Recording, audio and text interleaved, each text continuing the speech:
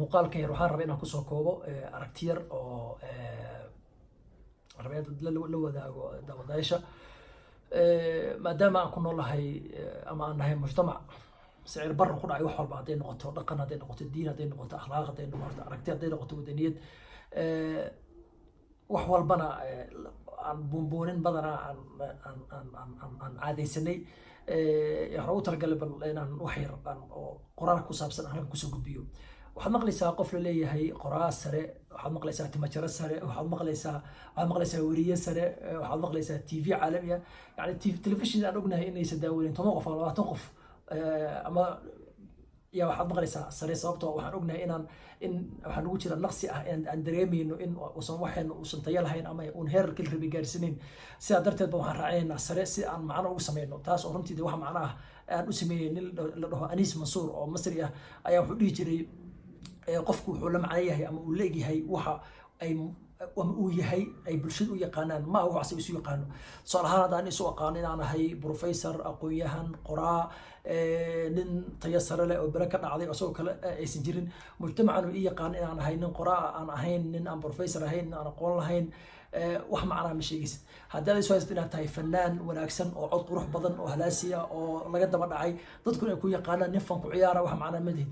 soo ahaan dadku ku soo istinaa tahay nin siyaasi oo wanaagsan oo afkaar siyaasi oo qumal leh oo fiican oo toosan oo dadku ay ku yaqaanaan inaad wax aragti siyaasadeed oo bisil ama dadka aad ka gadi karto aysan ahayn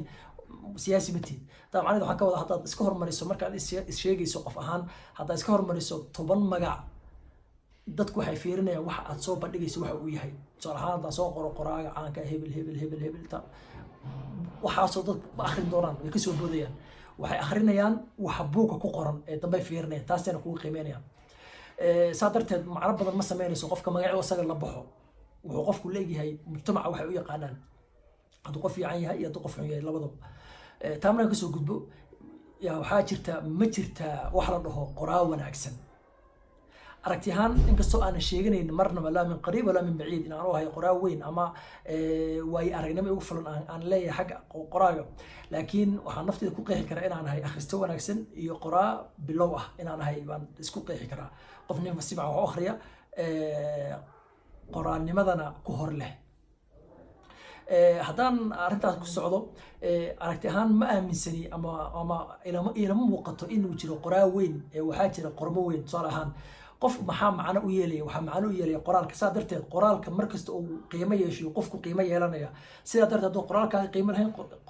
shakhsiyadda qofkuna macno ma yeelanayso inkastoo dee waayadan social media iyo xayeysiinuhu ay wax wada bedeleen tusaale ahaan best seller ama wax la dhaho best ama la dhaho أكثر مبيعاً بوقتا أتكلم قطو بدنا لو ما قطو معنا أيجو ليهين أما قيمة أيجو ليهين أما لو ما قطو محتواها أي حبارسيهين وحوي هاي وحلو قطا وحيابا بدنا أي كم تهاي شركة بوقا دا وعسي وحيسيان وحلو قطا شخصية بوقا قريسيدا وقفعان وياهي وحلو قطا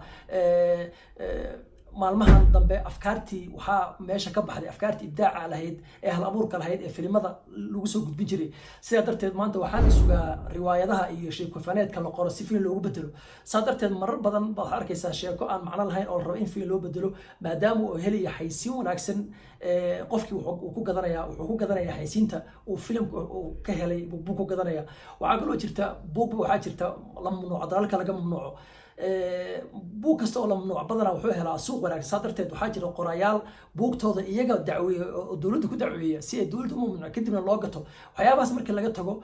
sida caadiga laakiin waxaa jira qoraal wanaagsan ma jiro qoraal wanaagsan oo sidaan aaminsanahay mar walba qoraal ku wanaagsanaado qoraaguna wanaagsanaanaya laakiin hadduu qoraalku xumaado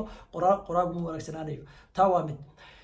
waxaa kaloo jirta qofkii marka seeba ku garanaya inuu yahay waxaan uu qorayo ama waxaan uu akhrinayo inuu yahay qoraal wanaagsan soo ku garanaya gaar ahaan mujtamacaadka la nool aan akhrisku dhaqanka u ahayn oo laga yaabo in maanta moodo iyo suuq ay ku jirto in buug la isku sawiro ama la soo qaato iyadoo la akhrinin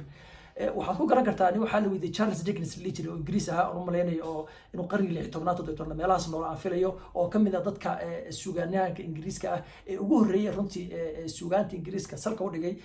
ama guddiga u ah yaa wuxuu yiri waxaad ku garan kartaa inaad buug wanaagsan qortay in buugaaga qofku markuu akhrinayo uu ooyo la ooyo buuga la qoslo la farxo marka uu dhamaadana ka murugoodo kadibna uu raadiyo buugta kale adigu aad qortay ama uu sugo wax walba oo adigu aad qorto hadduu noqdo maqaal hadduu noqdo sheeko hadduu noqdo buug uu qofkii sugo inta haddii uu dadkii ku aragto qoraalkaaga waa qoraal wanaagsan okay dadka noocaa waay waa dadka iyadoo aysan ku jirin dee qof jeclaysi iyo mujaamilo iyo hadda ka hadlaynay uu yahay qofka uu fiirinayo waxa buuga ku qoran uu fiirinayo asagoo shakhsiyadda fiirinayn taa mar labaad waxay ii hogaaminaysaa dad waxaa jira gorfeeyo buugta soomaalida ama badanaa dadka bariga ku nool marka adduunka kala qaybino bariga galbeed markaan u kala qaybino bariga adduunka ku nool gorfeyntoodu kuma qotonto badanaa cilmi ama aqoon kuma qotonto tusaale ahaan qof baa buug qoraya qofka aragtidiisa siyaasadeed ama aragtidiisa qofeed ama shakhsiyan asaga kama heshid ama waa necab tahay وبالتالي بوقي وقرينا ونعيسى أظن بوق فيرن قف هتعيش هاي البضوج عيش هاي نلشي سقف كتكشي نوع دون هاتو وحي وقرينا وكل قروح بدنانية تاس ما أها وح معنا ما سمينيس وح معنا سمينية إن أتكلا قادد والله بقى يكون كلا تهاي قفك يمادة الأخريسو نسك الأخريسو إن الله بكون كلا هذا قفك أما جعلو أما نعبو أما راك هذا أما صاحبك أما عدو هالك إسكني لا تعامل لا الجري نسك نهر هذا يلا شيء كذا قرارك بوقا سام حمان كرا أما فعنان كرا أظن قفك كحيلين تاس مركا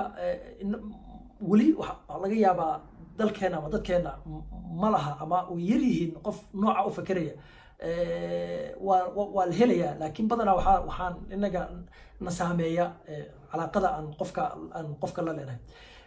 si guud buuga hadduusan saameyn kaaga tegin haddii uusan wacyi kuu furin haddii uusan damiirkaaga garaacin haddii aadan boqol su'aal isweydiinin buuga intaad akhrinayso ama dhamayso haddii akhrinta buuga is afkaar kaaga dhalanin buugaas maaha buug mudan inaad akhrido